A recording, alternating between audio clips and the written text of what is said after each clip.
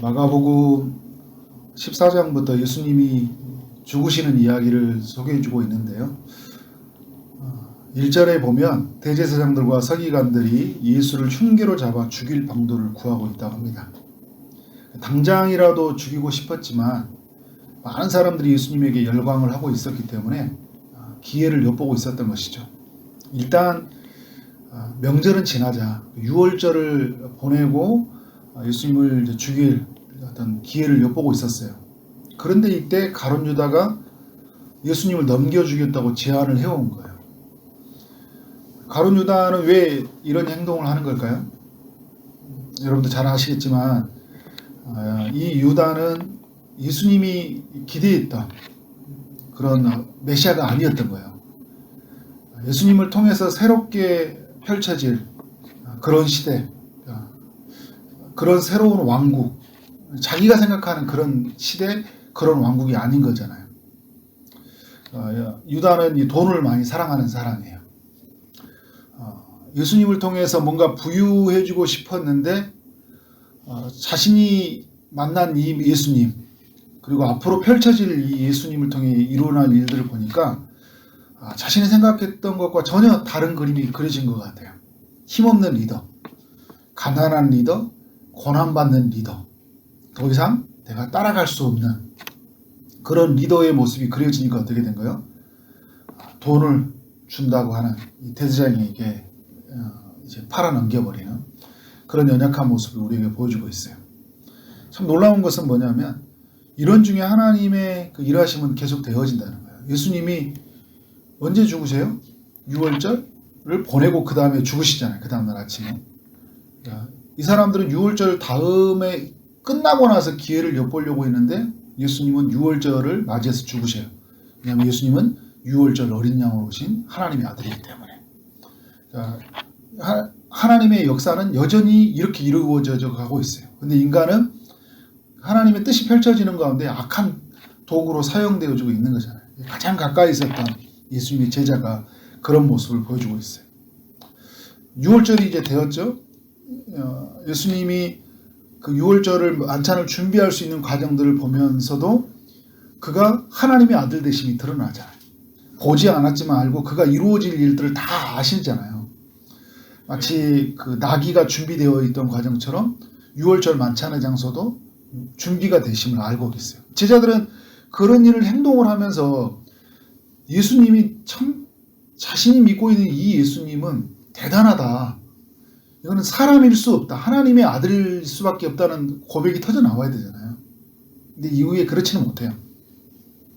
6월절 만찬을 하고 떡과 잔을 나누면서 예수님이 이런 말을 해요. 너희 중에 한 사람이 나를 팔리라.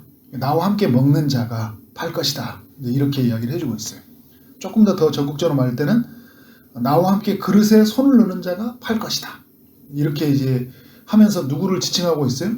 가룟 유다가 마침 손을 넣고 있었는데 자기 자신을 향한 메시지가 나오고 하잖아요. 그러니까 제자들은 나는 아니에요, 나는 팔자가 아니에요 라고 다 이야기하는데 모든 시선이 누구를 향하게 돼요? 가룟 유다를 향하게 돼요. 저 같았으면 굉장히 떨렸을 것 같아요. 굉장히 속이 들키니까 팔아 넘기려고 지금 대제사장에 갔다 왔잖아요. 돈을 받기로 약속받아 놨거든요. 근데 너희 중에 한 명이 팔 거야! 이런 이야기를 들으면 깜짝 놀랄 거예요. 낯뜨겁고 막 자불안석이고 어떻게 해야 될지 막 완절한 그런 상황인데 그러나 이 유다는 아무런 행동을 하지 않습니다. 그러니까 예수님이 왜 그러면 유다를 앞에 두고 나를 팔리라 이름을 부르지 않지만 그를 지칭하듯이 이야기하는 걸까요? 수치를 주지 않으면서 어떻게 하는 거예요? 유다로 하여금 돌이킬 수 있는 기회를 주는 거예요. 그냥 뭉뚱그려서 너희 중에 한 명이 나를 팔 거야 라고 이야기하면 뭐 그냥 지나갈 수 있는데 정말 누가 봐도 유다라고 할 만큼 그게 분명하게 드러나고 있으면서 또 그렇지만 유다라고 이름을 부르지 않았어요. 그러니까 유다가 돌이킬 수 있는 마음의 기회를 주고 있는 거예요. 다 아시잖아요.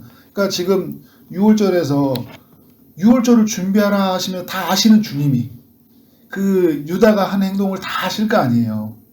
유다는 그걸 보면서 그것과 대입해 보면 자기 자신을 향한 하나님의 아들이 돌이키라는 메시지를 받아야 되는데 유다는 사탄이 가득 들어가 있기 때문에 요한복음에 보면 사탄이 가득 들어가 있다 이런 표현을 하잖아요. 그래서 그는 돌이키지 않았어요. 유다에게만 이런 메시지를 하는가요? 다른 제자들에게 향해서는 어떤 이야기를 하고 있죠? 27절에 보니까 너희가 다 나를 버리리라 이야기를 하고 있어요. 너희 중에 한 사람은 나를 팔리라. 너희는 다 나를 버리리라. 모두가 다 팔고 버릴 것이라는 그런 메시지를 전하고 있어요. 그러니까 이 말을 들은 베드로가 어떻게 반응한가요? 다 버릴지라도 나는 그러하지 않겠습니다. 나는 그런 일이 절대 없어요. 내 사전에 주님 저는 절대 안 버리잖아요. 예수님이 뭐라고 하는 거예요? 넌 있잖아 오늘 밤 닭이 3번 울기 전에 3번 나를 부인할 거야 이렇게 이야기를 하고 있어요. 베드로는 자신을 너무 믿고 있어요. 나는 삶의 주어가 뭐예요? 나예요. 내가 지금까지 살아왔던 나는 절대 부인하지 않는 거예요. 주 안에 있는 나가 아니라요. 그냥 주 없이 살아가는 나도 충분히 해결할 수 있다. 그리고 다른 사람보다 우월하다는 교만이 가득 차 있어요. 다 버릴지라도. 제자들은 다 버릴 것 같은 거예요. 자기가 볼 때는. 믿음이 없게 보이는 거예요. 그런데 나는 뭐예요? 안 버려요. 제자들은 어떻게 돼요? 그래? 너만 믿음이 좋아? 제자들도 동일하게 뭐라 하냐면 저희들도 절대 주님 안 버리겠습니다. 이렇게 고백을 하고 있어요. 31절에 보니까 모든 제자도 이와 같이 말하니라. 과연 예수님을 이들은 따를 수 있을까요? 그리고 과연 이 유다는 예수님을 팔아 넘기지 않을까요? 어떻게 할까요? 그러니까 이 이야기를 보면 흐름의 이야기 속에서 이제 우리는 알 수 있죠. 우리는 이미 이제 결과를 알고 있으니까. 호언장담하던 이들이 어디에서부터 무너지냐면요. 예수님이 이들을 데리고 기도를 데리고 가잖아요. 베드로와 요한, 야고보 이 3명의 특별한 제자들을 부르고 이제 기도하러 갔는데 깨어 있으라고 이야기했어요. 그런데 어떻게 해요? 그들은 잠을 잤어요. 다시 돌아와서 왜 한시 더 깨어 있을 수 없느냐고 책망을 했어요. 다시 잤어요. 그죠? 그들은 그러니까 육체의 이 피곤함 하나도 이기지 못하는 사람들이잖아요. 그런데 예수님을 내가 죽을지언정 따라간다고, 베드로는 나는 죽을지언정 따라간다고 그렇게 호언장담하던 사람이 그냥 1시간도 깨어 있을 수 없으면서 호언장담하는 거잖아요. 이게 자기 연약함이 그대로 순간에 드러나는 거예요. 내가 주님을 위해 살겠습니다. 기도 1분도 안 하면서 10분도 안 하면서 내가 하나님 나라를 위해서 살겠습니다. 선교하겠습니다. 벌어서 내가 다른 사람을 위해 돕겠습니다. 이게 여러분 가능한 거예요? 기도의 자리에서 10분도 못 버티는데 1시간도 깨어 있을 수 없는데 호언장담하는 우리의 연약함과 또 이 베드로의 모습이 같이 일치가 되는 모습들을 볼 수 있어요. 예수님의 말씀대로 다 이루어졌죠. 가룟 유다는요. 대제사장과 서기관들과 장로들을 금과 뭉치를 가지고 온 그들을 대동해서 데리고 왔어요. 돈을 받고. 이 인간의 악한 마음이죠. 막 사람들이 예수님을 죽이려고 뭔가를 들고 오고 있는데 그걸 앞장서서 데리고 오고 있으니까 3년 반 동안 따랐던 이 스승을 그렇게 죽이는 자리로 내모는 모습들을 보여주고 있어요. 제자들은 어떤가요? 50절을 보니까 다 예수를 버리고 도망을 가버렸대요.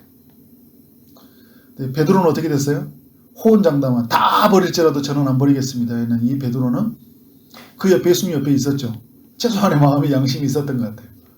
그런데 세 번 나를 부인하래 닭이 울기 전에 그렇게 예수님 표현했는데 처음에는 그냥 부인했어요. 두 번째는 맹세하고 부인했어요. 세 번째는요 저주하고 부인했어요. 난 절대 아닙니다. 저주하고 자신이 믿는 스승을 저주하듯이 그렇게 부인하는 이 베드로가 여러분 어떤 은혜를 입었던 사람이에요. 어부였잖아요. 그를 예수님이 사람 낳는 어부로 만들어 주셨어요. 시몬이라는 이름을 가지고 산 사람이었어요. 흔들리지 않는 반석이라는 이름을 주어진 사람이에요. 천국의 열쇠를 그에게 주셨잖아요. 변화산에서 영광스러운 모습을 베드로에게 보여주셨어요. 예수님을 통해 물 위를 걷는 경험을 한 사람이에요. 예수님의 가르침을 받은 사람이에요. 옆에서 병자를 고치고 귀신을 쫓아내고 자연을 움직이는 기적을 옆에서 본 사람이에요. 그런 그가 어떻게 해요? 예수님을 부인해버려요.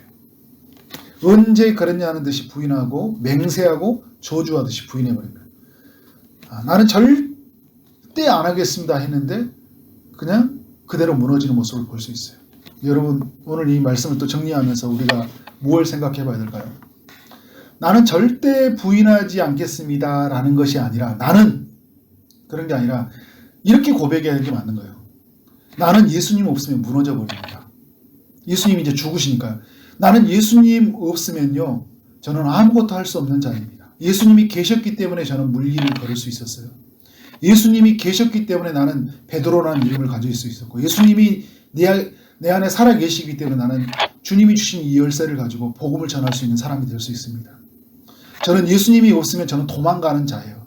수밖에 없는 자이고 저는 연약하는 자입니다. 주님이 저를 도와주세요. 주님이 저와 함께 해주세요. 이렇게 고백해야 되잖아요. 하나님의 아들로 믿고 있다면서요. 이 고백이 맞는 거잖아요. 여러분, 우리도 맞는 거잖아요. 내가 무언가를 하겠다는 게 아니라, 그러면 안 하겠다는 것도 아니잖아요. 그죠? 무언가를 우리는 해야 돼요. 하나님의 나라에 살아야 돼요.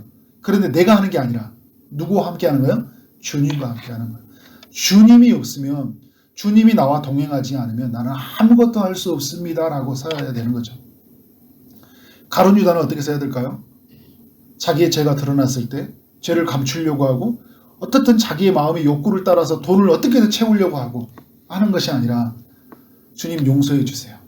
자기 자신이 탈로났을 때 제가 주님을 팔려고 했습니다. 제가 기대했던 예수님의 모습이 아니라서 그 실망감이 너무 커서 제가 팔아야 될 것 같아요. 저는 그 정도로 연약한 사람이, 돈에 눈이 먼 사람이에요. 주님보다 돈을 더 많이 사랑하는 사람이에요. 이런 저를 긍휼히 여겨주세요. 저도 이런 삶에서 벗어나고 싶어요. 그런데 제 마음대로 안 돼요. 그냥 제 마음속에 뭔가 악이 가득한 것 같아요. 주님이 제 안에 찾아오셔서 이 악을 십자가의 피로 죽이시고, 그죠? 살려달라고, 이런 고백이 이 유다에게 필요한 거고, 오늘 우리의 믿음의 사람들에게 필요한 거예요.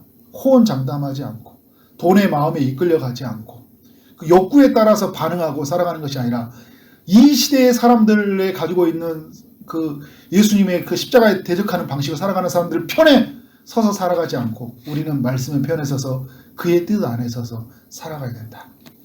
이렇게 살아가는 여러분 되어지길 원합니다. 우리는 이렇게 살아가요. 예수님 없으면 안 됩니다.